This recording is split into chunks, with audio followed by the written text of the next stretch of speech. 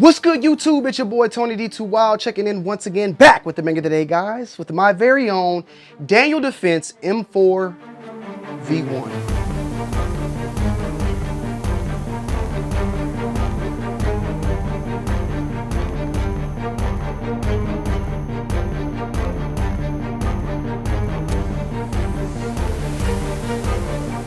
Now, yeah, guys, I've been holding out, man, because I've actually had this gun for quite some time. Even taking it to the range, shot it up to 100 yards, and for the most part, did pretty well. Now, I want to take it back to the range now with some more better ammo, because at the time when I was shooting this gun with the ammo that I had, I was just shooting it with some typical ranged ammo. Now, I've been shooting more so with match grade ammo, as well as ammo that I reloaded myself, that I'm able to get a precise, nice precision type of hits on my target. So stay tuned for that, for it to be its own video, as well as a more in-depth video about this gun in particular. Now, I want y'all to correct me if I'm wrong in the comment section if you have knowledge about this gun more than me, because when I bought this gun, I bought it because I wanted a Daniel Defense M4 rifle, and I wanted it with the front sight post. I wanted that.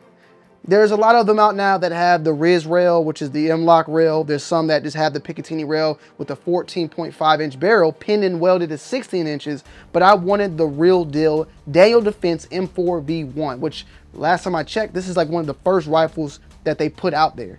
Daniel Defense also is in Bear Creek, Georgia, where I don't even know where the hell that's at. But they're in Georgia, so salutes to them, and I'm happy to, support my local Georgians out there. Now, you guys know I have the MK18 as well. That MK18 though, however, is the rail and the barrel from Daniel Defense. The upper receiver is from BCM, and then the lower is from Palmetto State Armory. So there's a lot of Frankensteinish stuff going on within that gun. This one is a full-on solid Daniel Defense rifle, complete. The only thing that's been changed out is the stock, which we'll get into a little bit later. However, with that being said, when I bought this rifle and took it home, I looked more into it, looked at videos at it, and saw that, this gun has been around for quite some time. However, what I saw at that time is that the gun was discontinued. Now, I feel like I'm tripping now, because fast forward, before I even made this video, I went and looked and saw that the gun is not discontinued and that you can actually buy the gun right now. But I swear though, a couple months ago, maybe 6 months ago, this gun has stated discontinued on Daniel Defense's website, this one in particular. And from what I had heard from various people out there, one of the reasons why is because the M4A1 SOCOM, the 14.5 pin and welded, as well as the Riz rail, had been more popular at the time that they stopped making these, and that Picatinny rail system is just too heavy, too bulky, obsolete, or outdated. But since then, it seems like it's been reversed. I think that's the case, or maybe I'm just losing my damn mind and this gun has never been discontinued. Even though it was discontinued when I thought I saw it, I did, however, see these guns still being put on shelves out there. Like I stated before, there is a full-on Picatinny rail with no front sight post. That is a 14.5, which is the M4A1 SOCOM. This one in particular is the Daniel Defense M4V1. All blacked out. I, of course, have the covers here in this FDE. Salutes to Clint over at Classic Firearms, who kind of just put me on this. I just like the look of that. Even though it's an all black gun, when you put that, covers on there, it kind of can, match up with other type of parts in the rifle that just make it pop. I love the FDE look, which is more so, I would say, a coyote brown, because that is what is featured here on the back end of the stock. This stock is actually a B5 SOP mod stock, and this is the enhanced version, which is, slightly bigger and bulkier. I do like the Daniel Defense stock. However, it's more of a sexy, elegant look, where this is more of a military, mean, bulky look. It just is what it is. Of course, I kept it. I love the grip on the gun. Everything else is pretty much stock on here. The barrel, I love it. Very nice. Feels like a very heavy profile, thick barrel. You got a nice little flash hider. I already got some, suppressors down the road that I'm going to be running a specific muzzle device for this once that comes in. This gun is going to get suppressor treatment. It's not going to necessarily stay on there, but it'll be definitely have the muzzle device to host it when need be. This right here is, I would say, I own another 16-inch rifle that I will show y'all eventually, but this is probably my best 16-inch AR-15 rifle. You feel me? Like, I own a lot of SBRs, a lot of 10.5s, 11.5s. I own another 16-inch, which is the bullpup. You've seen that. I own the 16-inch AK-47. I own another AR-15, like I said, so I own a couple of them, but this right here is one that I would like to build on too. You know, if I want to go full on, just full-fledged, if a shit hits the fan scenario, this probably is the gun to pull out in any scenario. The MK18 definitely is capable with the 10.3, but this is the 16-inch. You can go all the way out. You know, I got the Vortex Razor 1 to 6 on here, which can stretch us out to, you know, 100 yards and above.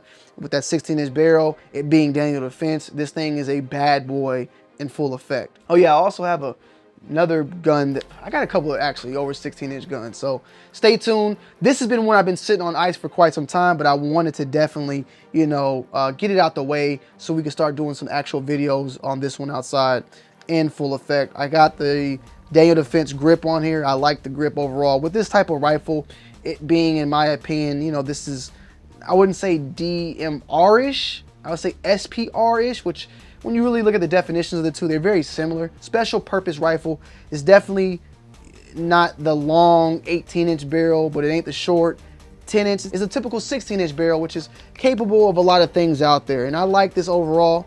I like, you know, it's a beautiful rifle, bro. It's a beautiful rifle, you know, really nice. But overall, this is all bone stocked Daniel Defense rifle for the most part, except for, of course, the stock, which was switched out. Trigger, pretty mil spec, you feel me? This is one of those things where I really like the Daniel Defense gun overall, don't get me wrong.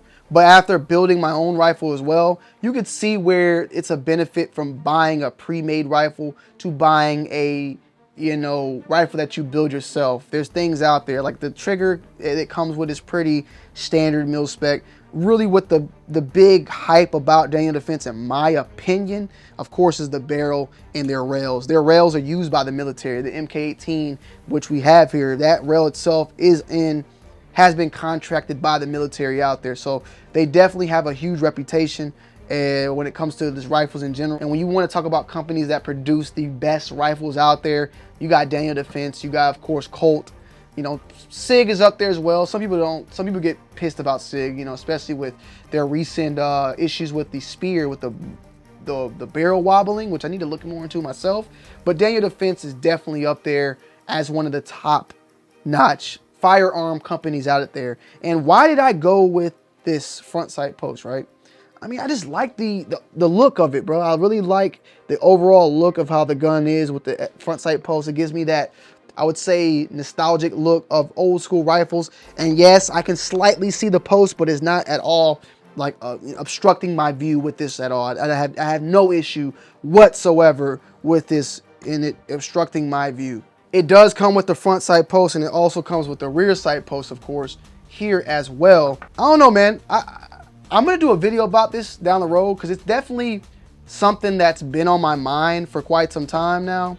You know, coming into doing firearms, reading what people say, it's a very opinionated category, right? Like it's very what works and what don't work and what you should do and what you shouldn't do. It's very, very opinionated. It's very, very all over the place.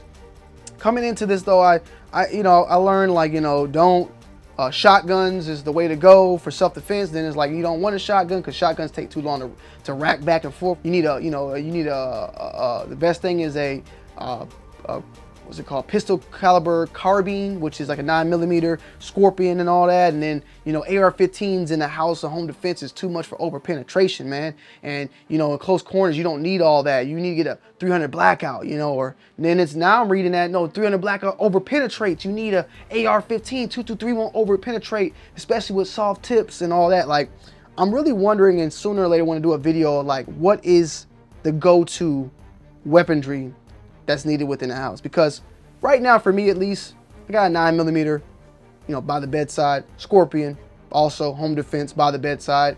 And then when it comes to shit hits the fan, you know, you got something like a 300 blackout Rattler, but it's like, could it also be, you know, a 10.3 MK18 or a, you know, 11.5 SIG Spear 223? You know, what is the perfect route? What's you guys' thoughts and opinions? I want to know down below. But I have today for you guys and girls the Daniel Defense M4V1. Stay tuned for a more in-depth review coming soon. I love y'all. I appreciate y'all. I'm out. Peace.